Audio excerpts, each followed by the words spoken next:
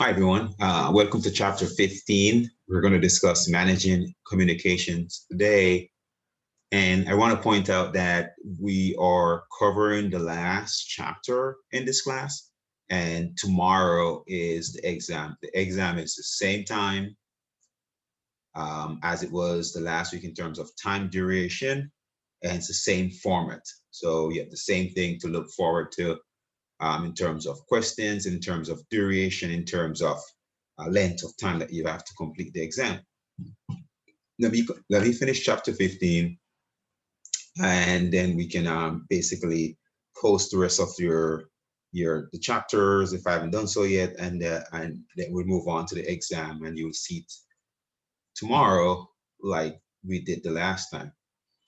So in terms of managing communications, we're going to look at kinds of communication. There are typically five kinds of communications: communication process, formal communication channel, nonverbal communication, informal communication channels, coaching and counseling. So when we look at the process, again, it's just pretty simple in terms of who's sending it, who is receiving it, how is it being understanding, encode, decode, how is it being transmitted, what format is being used, how is it being received. So that's the process, basically from sender to receiver to feedback you're getting, all of those. So there are some basic formal communication channels, such as downward communication, which is top down, upward communication, bottom up, and horizontal level, which means going from side to side within the level. Again, downward means top up, upwards means bottom down, and horizontal.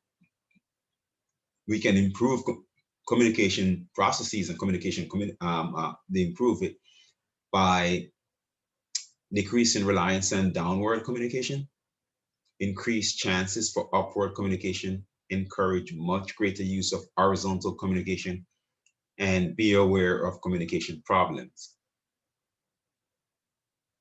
So some of the communication channel that exists out there, basically, at least the informal version, we're talking about things like, they said, a grapevine in quotation marks. So that means somewhere outside of the formal communication process that you're using. So they call it the grapevine. Most of you must have heard somebody said that before.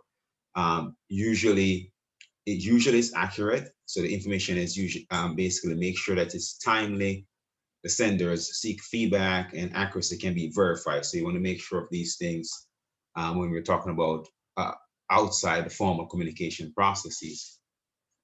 Two different types. One is called a cluster chain. One is called a gossip chain. So as you can see, the gossip chain is just one node, and then things are going from that, while the cluster has different information flowing to person and then moving along same way. So pay attention to these two different types, gossip chain and cluster chain.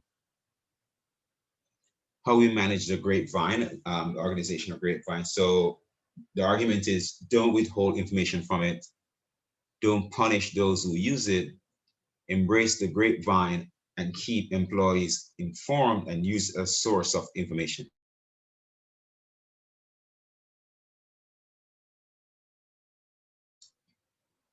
So again, just remember that concept, that you can use it as a source of information, and embrace the grapevine and keep it. So don't withhold information from it. Don't punish people who use it.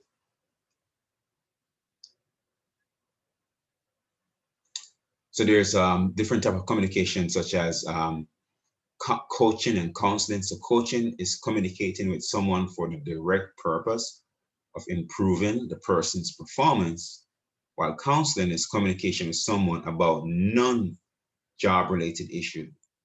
Issues may be affecting a person's performance. So even though the issues are affecting the person's performance, they still consider some communication process that are non-related issues, non-job related issues. So that's counseling. Non-verbal communications. So non-verbal communications are, as the word implies, non-verbal things that you're doing with your hand that doesn't involve words, movements of the body and face, pitch, tone, like paralegal, these are just words, but just give you an idea. The tone, your pitch, the rate of your voice, the volume, the speaking patterns, you gesticulate or you move your hands, all those things. So these are non-verbal communications. So if you're talking to somebody and you're raising your hand or your voice goes up or your tone of your voice change or something, those are basically, and the same thing with your body where you might be leaning forward, your face might have a smile in it. Those are all basically non-verbal communications. Different types of some communication we can look at. So choose the right communication medium, being a good listener, giving effective feedback, and improve cross-culture. Well, for this class, we're not going to cover cross-cultural communication because it's really broad. So we're just going to look at choosing the right communication medium, being a good listener, and giving effective feedback. So communication medium just means whether it's oral or it's written. So the method used to deliver oral or written communication.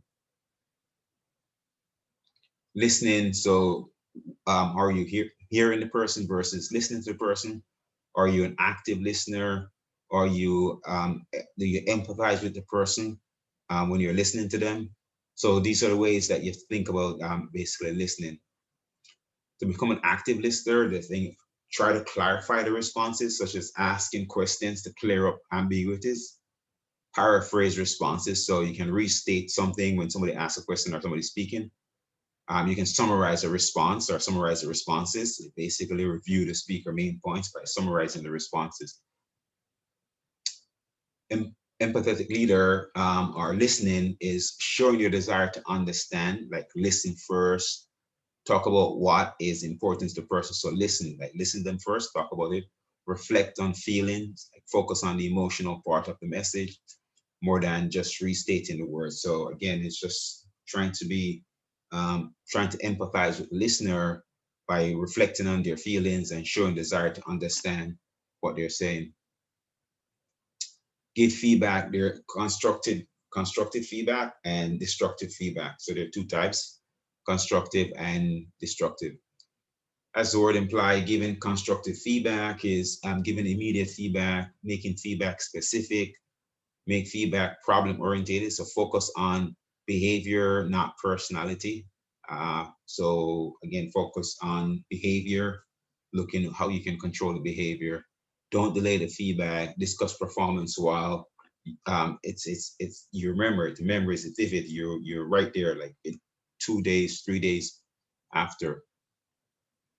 As we said, we're not going to do cross-cultural communication. We'll leave that for some other time or some other class.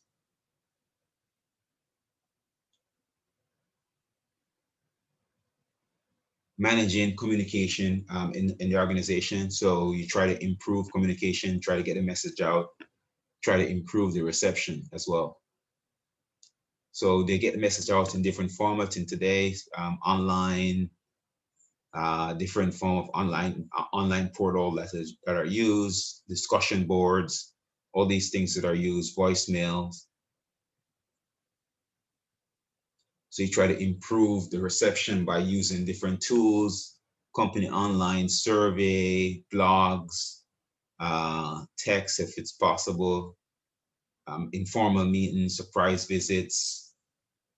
So all these things you try to use to make sure that the communication is being improved across the organization. And that's pretty much it for chapter 15. And that is pretty much it for all the chapters for this semester. And for the exam, we're covering, again, remember, we're covering chapter 9, 10, 11, 12, 13, 14, and 15. So just keep that in mind, and I will go ahead and post this, and then the exam will follow shortly. Thank you so much for being in the class, sharing the videos, watching the videos, and hopefully you had a productive session. Thank you. Have a great time. Hopefully I might see some of you in my other classes over the rest of the semester. in the years to come. Bye.